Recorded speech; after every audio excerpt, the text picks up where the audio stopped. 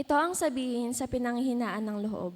Huwag kang matakot, lakasan mo ang iyong loob. Darating ang Diyos at ililigtas ka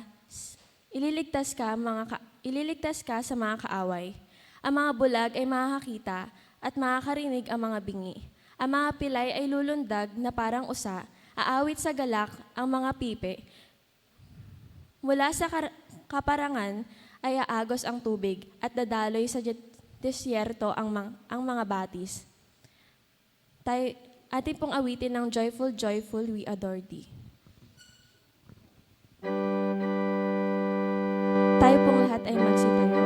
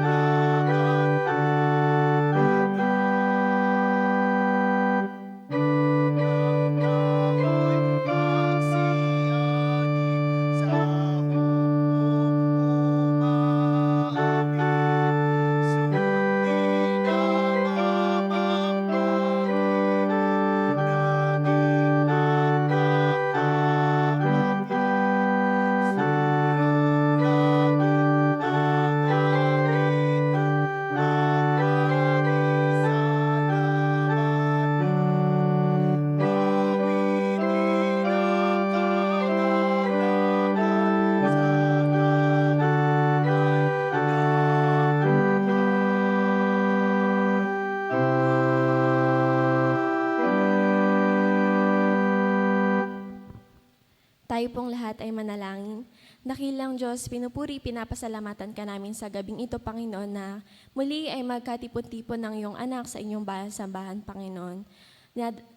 Nadalangin namin, Panginoon, na ikaw ang manguna, ikaw ang siyang kumilos sa kalagitnaan ng aming pagsamba ngayong gabi na ito, Panginoon. Lord, dinadalangin namin ang magbibigay ng mensahe, Panginoon, na puspusin niyo po siya ng inyong banal na Espiritu, Panginoon. Itago niyo po siya sa inyong likuran, Panginoon, nawa ikaw ang siyang mangusap sa kanya, Panginoon, sa kanyang mga sasabihin na nagmumula sa iyo, Panginoon. Panginoon, gayon din ang mga iyong anak na nasa kanilang mga tahanan, Panginoon, nawa pagpalain mo po sila, Panginoon, nawa ang maririnig naming mensahe na nagmumula sa iyong anak, Panginoon, nawa maisa puso't isipan namin ito at maisa pamuhay sa araw-araw, Panginoon. Muli, Panginoon, maraming salamat, Panginoon. Isang kagalakan na muli naririto kami, magpuri, awitan ka, Panginoon, at sambahin. Binabalik namin lahat ng papurit pasasalamat. Ikaw lamang. Amen.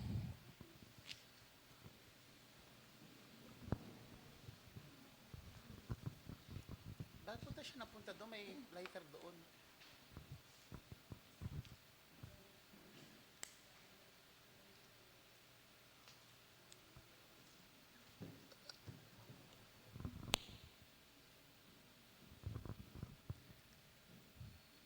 Salamat aming Diyos.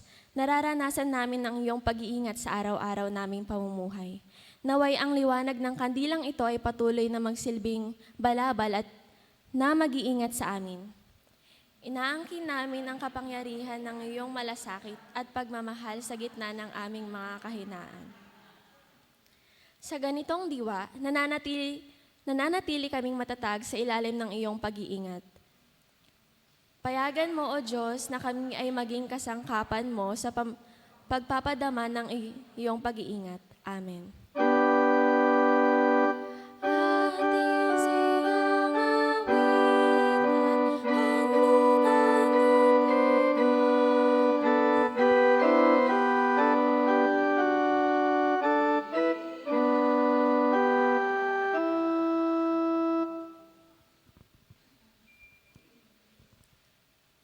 Paparusahan ni Yahweh ang mga namumunong walang malasakit sa kanilang mga nasasakupan at pinababayaang ang mga ito ay magkakawatak-watak at mamamatay.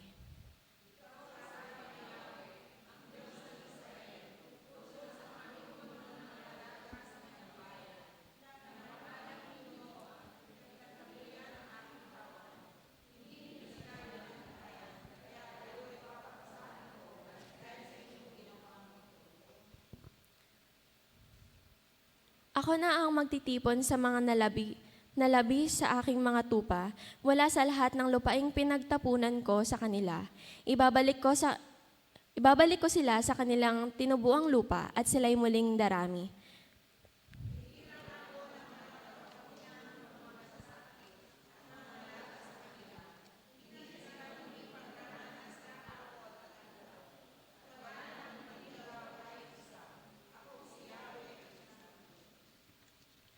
Tayo pong lahat, nalalapit na ang araw, sabi ni Yahweh, na napipili ako ng isang matuwid na sanga na nagmumula sa lahi ni David. Isang hari na namamahala ng buong karunungan, papairaling niya ang buong lupain ng katarungan at katwiran.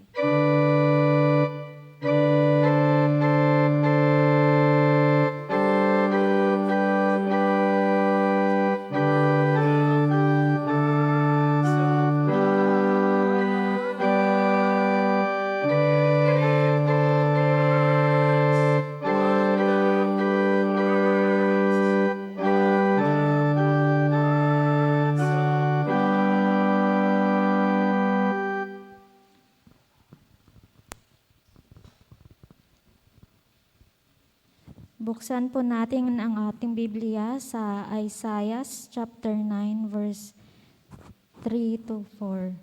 Ganito po ang sinasabi. Iyong pinasigla ang kanilang pagdiriwang, dinagdagan mo ang kanilang tuwa. Tulad ng mga tao sa panahon ng anihan, tulad ng mga taong naghahati ng nasamsam na kayamanan. Nilupig mo ang bansang umalipin sa iyong bayan, tulad ng pagkalupig sa hukbo ng Madyan. Binali mo ang panghambalos ng mga takabaghirap sa kanila.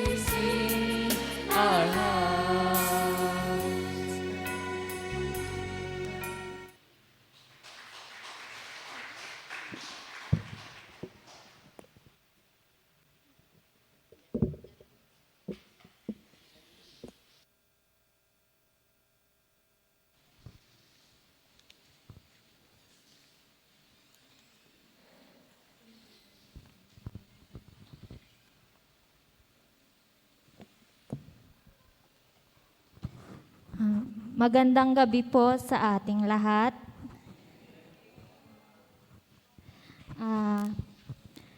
Ngayon po ay inatasan ako ng Panginoon upang ibahagi sa inyo ang propesiya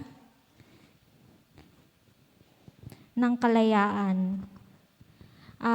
Buksan po natin ang ating Biblia ulit sa Isaiah chapter 9 verse 4.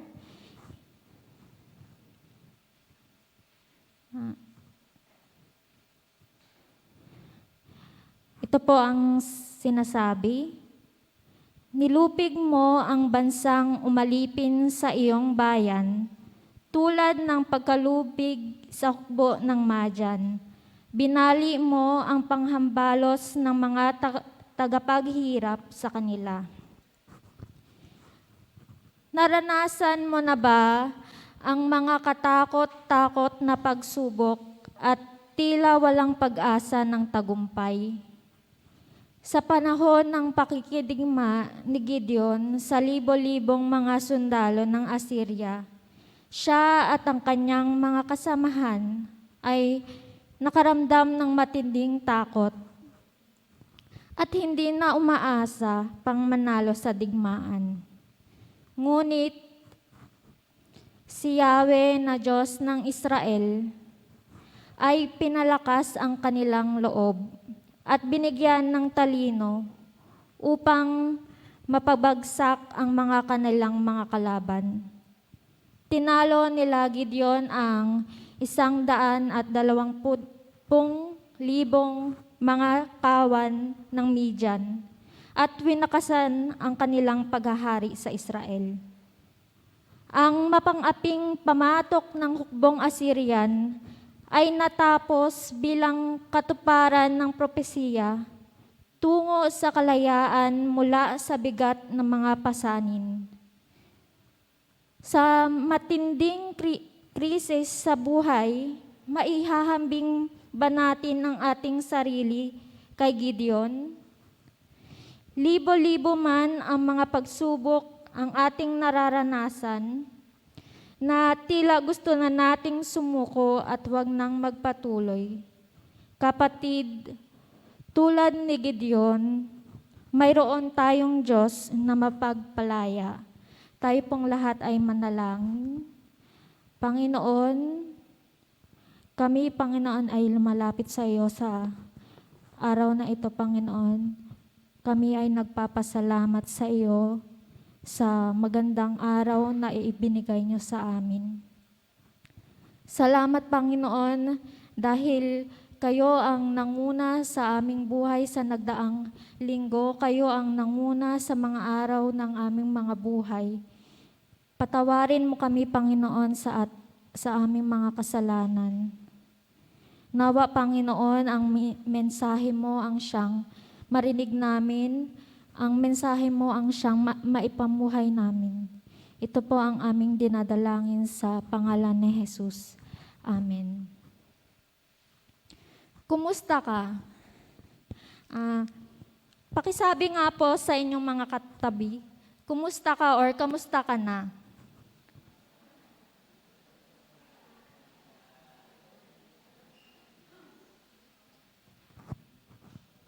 Sa aming mga kabataan, kapag nagkakamustahan kami, ang laging sagot, okay lang po, Chair, or okay lang po, Pastor.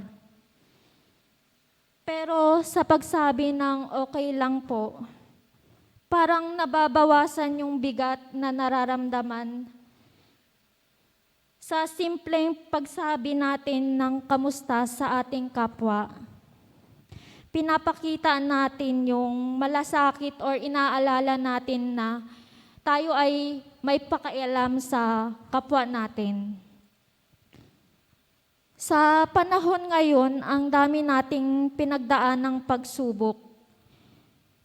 Nandyan yung natakot tayo hindi lang para sa ating sarili, hindi lang sa kalusugan natin, kundi pati na rin sa kalusugan at kalagayan ng ating mga minamahal. Parang tumigil ang ating mundo, nawala yung mga planong ating mga plinanong mga bagay dahil sa pandemic na dumating sa atin. Nagkaroon tayo ng anxiety, nagkaroon tayo ng depression, natakot tayo sa mga mangyayari sa buhay natin, nawalan tayo ng mga minamahal, pati financially, nagkulang tayo. Sabi nga dito, narito yung mga hakbangin upang makamit natin yung kalayaan na nagmumula lamang sa Kanya. Una, umasa tayo sa Diyos. Umasa tayo sa Diyos dahil Siya ang ating Panginoon at tagapagligtas. May kanta po yun na parang, my hope is built on nothing less than Jesus' blood and righteousness. I dare not trust the sweetest frame, but wholly trust in Jesus' name. Tayo po ay magtiwala sa kapangyarihan ng pangalan ng ating Panginoong Hesus, na sa dami ng nangyari sa ating paligid, pakiramdam natin ay hindi na kayang harapin ang mga problema. Nawalan tayo ng pag-asa na parang ang sagot sa lahat ng ito ay pagsuko. Sa dami ng problemang ating naranasan, nahihirapan tayong magpatuloy. Sasabayan pa nung pandemya, sa dami ng problema natin sa ating buhay, sinabayan pa ng pandemyang nawalan tayo ng mga minamahal sa buhay, nagkasakit tayo, tapos nandyan yung hindi natin sila makausap, hindi natin sila kapiling. Ngunit meron tayong Panginoon. Kung pagod ka na, kapatid, may Diyos tayong aasahan. Tayo ay umasa sa Kanya. Sinabi ni Pablo sa Roma, chapter 8, verse 28, alam nating sa lahat ng bagay ay gumagawa ang Diyos para sa mabuti kasama ang mga nagmamahal sa Kanya, silang mga tinawag ayon sa Kanyang layunin. Naririyan yung sa gitna man ng mga problemang dumating sa ating buhay, nandyan yung Diyos na gumagabay, na gumagawa pa rin, na Siya yung parang nagbibigay ng kalakasan para sa atin. Sabi pa nga sa chapter 8, verse 31 to 32, if God is for us, who can be against us? He who did not spare His own Son, but gave Him up for us all, how will He not also, along with Him, graciously give us all things? Sa ating mga buhay na ang dami nating kinakaharap na mga pagsubok, sabi dito sa verse na to, kung if God is for us, sino yung magiging against sa atin? Siya yung Diyos na magbibigay sa atin, maggagabay sa atin. Siya yung magiging makakapitan natin sa lahat ng ating mga problema. Di ba nga binigay niya yung anak niya para sa atin, na kung ano man yung mga problemang nangyayari sa atin, may kapalit yung mga yon. Meron pa ring plano ang Panginoon para sa atin. Ganyan tayo kamahal ng Diyos. Lagi nating tatandaan na sa kabila ng mga pagsubok na ito, mayroon tayong Diyos na mapagmahal, kayang ibigay ang lahat para sa atin. Pangalawa po, tayo ay magpatuloy at huwag sumuko.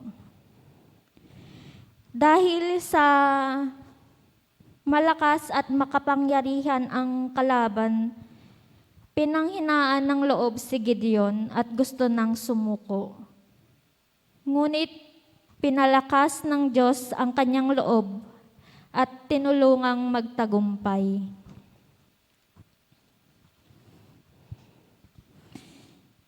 Sa gitna ng pandemic na ito, ang Panginoon ang may huling salita. The last word on this pandemic is God's. God has the last word. Hindi yung mga medical doctors, hindi yung virus, hindi yung gobyerno. Hindi ibig sabihin na kapag tapos na ang lahat ng ating mga problema, kapag tapos na ang pandemic na ito, doon palang gagawa ang Panginoon. Hindi ibig sabihin na ganun.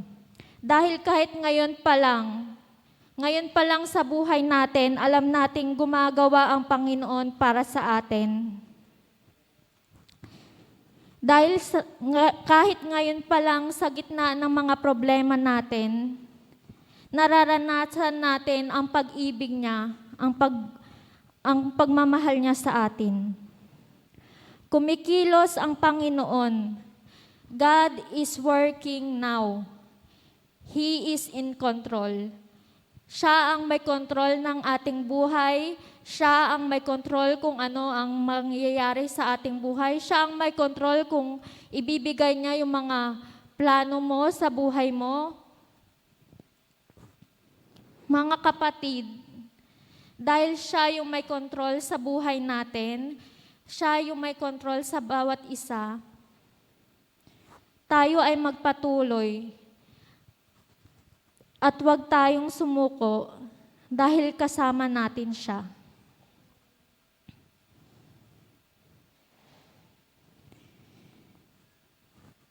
Sabi nga po sa unang Korinto, chapter 10, verse 13, wala pang pagsubok na dumating sa inyo na hindi nararanasan ng ibang tao.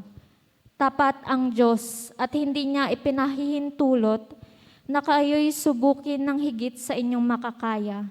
Sa halip pagdating ng pagsubok, bibigyan niya kayo ng lakas upang makayanan ito ng paraan upang malampasan ito.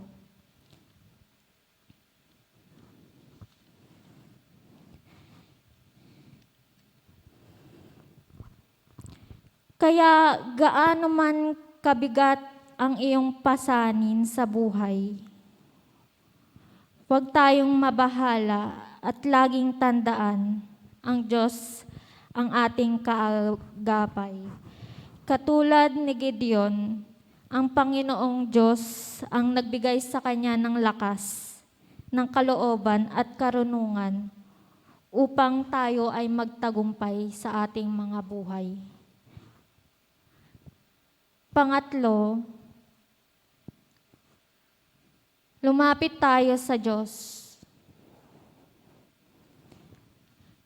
Sa buhay ni Gideon, naranasan niya ang kalayaan at kapayapaan mula sa mabibigat na pasanin buhat nang siya'y lumapit sa Diyos. Sinabi ni Jesus, Lumapit kayo sa akin, kayong lahat na nahihirapan at lubhang nabibigatan sa inyong pasanin. At kayo'y bigyan ko ng kapahingahan. Ito ang dakilang paanyaya ng Panginoon para sa atin, mga kapatid. Kaya kung tayo ay lalapit sa Kanya, at ipagkatiwala natin ang ating kapasanin, ang pangako niya ay bibigyan niya tayo ng kapahingahan. Pagod ka na ba, kapatid? Sa mga problemang kinakaharap mo? O minsan pagod ka na dahil sa paghihintay ng sagot sa mga panalangin mo? Pinaanyayahan tayo ng Diyos.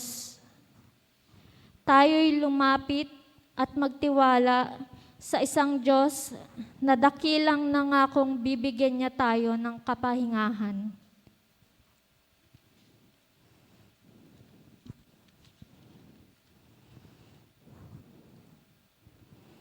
Meron po akong napanood sa YouTube.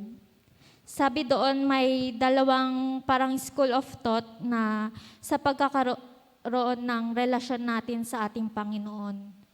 Una, yung magkakaroon tayo ng relasyon sa Diyos sa pamamagitan ng ating mga gawa. Siyempre, minsan tayo ay nagbabasa ng mga Biblia, nananalangin sa Kanya.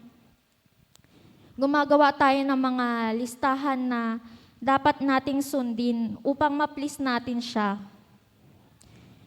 Pero minsan, tayong mga Kristiyano, napapagod din. Kailangan nating sumunod sa mga bagay na ito. Na kapag hindi natin nagampanan yung tungkulin natin, parang nahihiya tayo sa Panginoon. Na kapag kunwari nagkasala tayo sa Kanya, nahihiya tayong bumalik sa Kanya. Pero sabi nga ng Panginoon, "Come to me." Kahit na anuman yung mga dalahin mo, kahit na anuman yung mga iniisip mo, sabi niya, "Come to me." Lumapit tayo. At yung pangalawang school of thought, ito po yung ipinagkaloob niya, yung biyaya na nanggagaling sa Kanya. Nagkakaroon tayo ng relationship sa Kanya dahil sa Kanyang grace, sa Kanyang biyaya, sa Kanyang anak.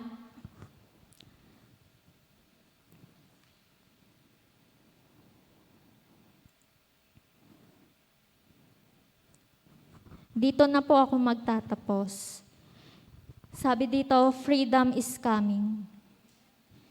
Sa itong Paskong ito, kasi last na Pasko parang hindi natin, para sa akin, hindi ganon yung Pasko.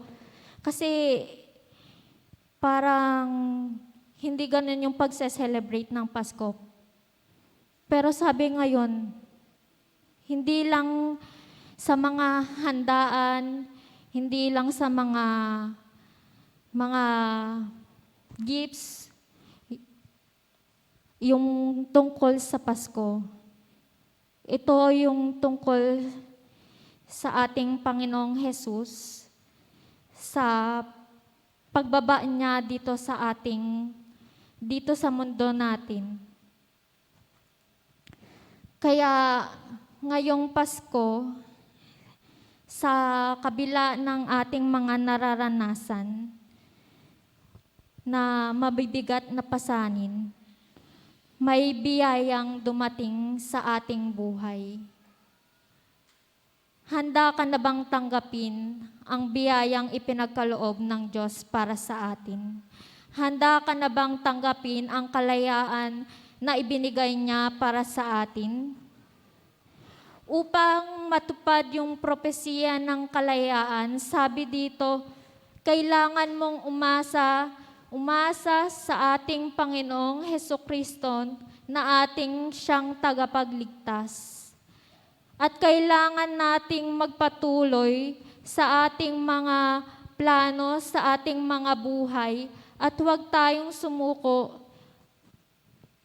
At panghuli, kailangan nating lumapit sa Kanya, sa Diyos na nagbigay ng kalayaan para sa ating buhay.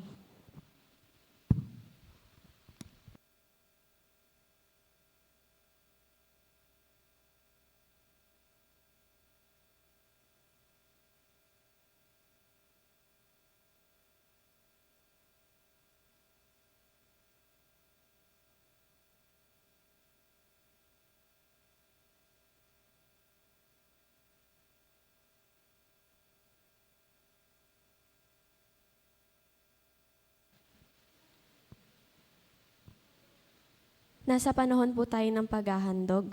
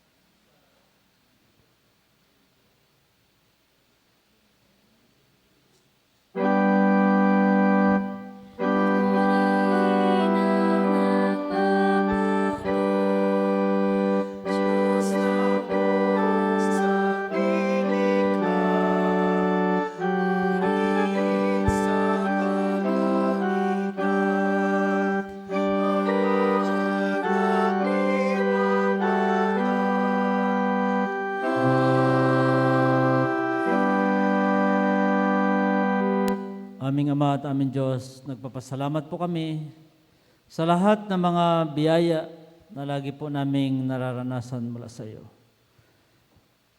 Tinanggap namin mula sa iyo, Panginoon, ang masaganang biyaya, ang araw-araw na gabay mo upang matagpuan namin ang lahat ng mga biyayang ito.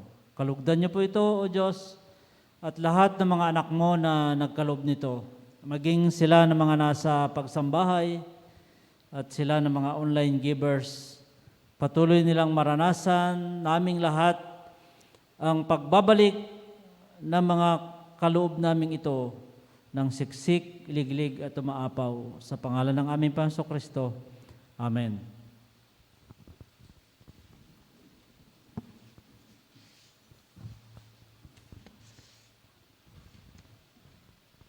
Awitin po natin ang Silent Night, Holy Night. Holy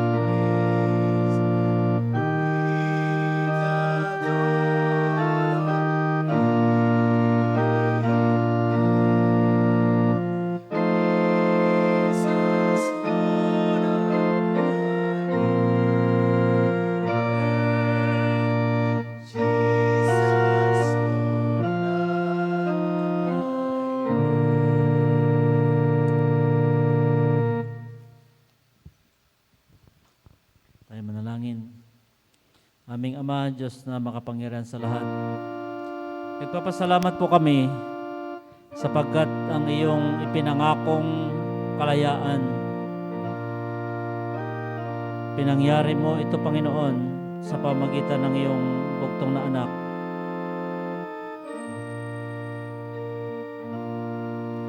Pinagdaanan ng iyong bayan o pinagdadaanan ng bawat isa o ng bawat pamilya na minsan makatagpo kami ng pagsubok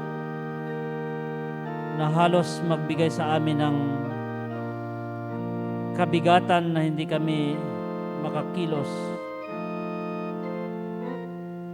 Salamat sa iyong kapangyarihan na laging nagpapalaya upang matagpuan namin ang biyaya ng aming Panginoong Sokristo, ang iyong bugtong na anak na ipinagkaloob sa amin. Salamat sapagkat ang pagkabalot ng kadiliman, lalong-lalo na yung kasalanan na gumapos sa amin, pinalaya mo kami ng iyong bugtong na anak. Higit sa lahat, binigyan mo kami ngayon, O Diyos, ng kalayaan na lumapit sapagkat inyong pinaganyaya sa amin na kung kami ay mapagod, hindi kami susuko, bagkus ay lalapit kami sa iyo. Ikaw na Diyos na Panginoon na nagpalaya sa amin ay hindi ka humihinto na matagpuan namin ang lakas nagmumula sa iyo. Walang kapangyarihan ang pandemic, walang kapangyarihan ang kaaway na gapusin kami. Bagkus, O Diyos, matagpuan namin ang tagumpay sa lahat ng pagsubok na aming kakaharapin sapagkat ipinanganak ang dakilang tagapagpalaya.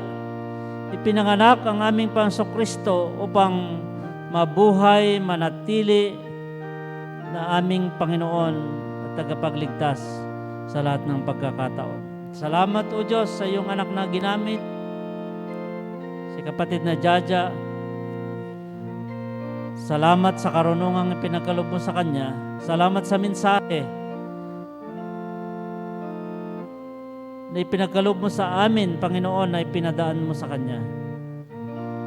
Dalangin namin ang kanyang buhay. Pagpalain niyo po siya. Pagpalain ang kanyang mga pangarap. Pagpalain ang kanyang buong pamilya. Sa iyo namin siya pinagkatiwala. At kami man, Panginoon, sa araw na ito, sa gabing ito, tinanggap namin ang kapangyarihan na nagpapalaya upang anumang pumipigil, upang kami ay lumago, upang kami ay maglingkod, upang kami ay magpuri, upang kami ay maging matagumpay. Lahat ng ito ay pinagtagumpayan na ng aming Panginoong Sokristo. Inaangkin namin, O Diyos, ang iyong katagumpayan para sa amin. At ang aming buhay ay maging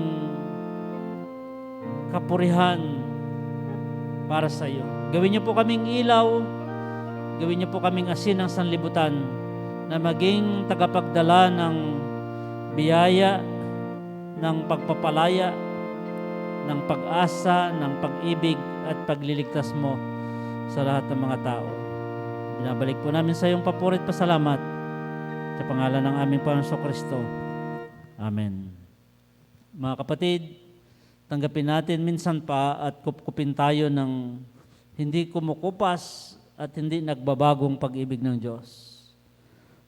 Maranasan natin ang kanyang kapangyarihan at sumaatin ang lahat ng kanyang pangako at masaganang pagpapala. Sa pangalan ng Ama, ng Anak at ng Banal na Espiritu. Amen.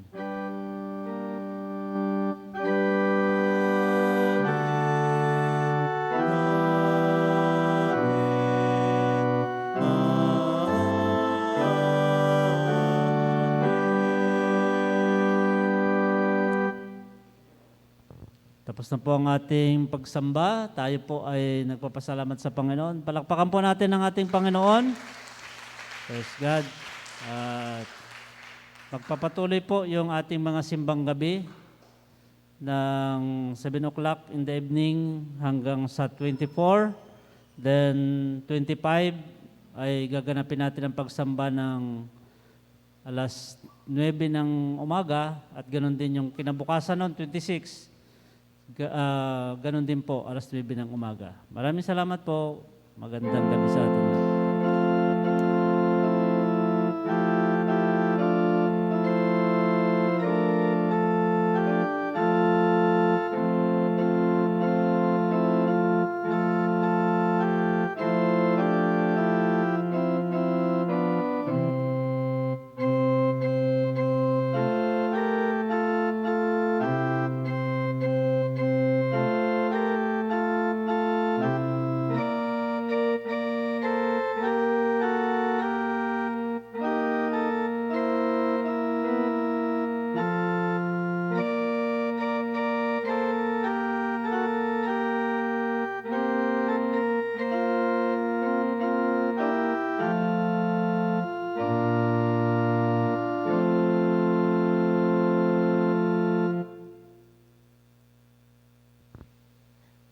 May merienda po tayo. Pumunta po kayo doon sa room ng kinder po. Pagsalusaluhan po natin ang biyaya ng Diyos. Salamat po. Huwag po kayong uuwi na walang bit-bit po ha.